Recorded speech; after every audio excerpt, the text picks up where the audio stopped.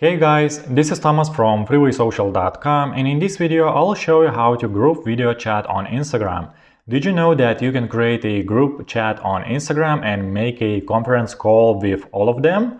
Instagram allows to add up to 6 people in one group video chat. Just follow these steps and you will learn how to do it. Open up Instagram app and log into your profile if you haven't already. Click on the Home tab at the bottom left corner. Now tap on the flypaper icon at the top right to access your direct messages. Tap on pencil icon at the top right to create a new video chat. Select people who you would like to add to your group video chat. You can select up to 6 people. After you have added people to your video chat, click on Chat at the top right corner. Once the chat is created, click on the camera icon at the top and you will see that it will start connecting to your friends.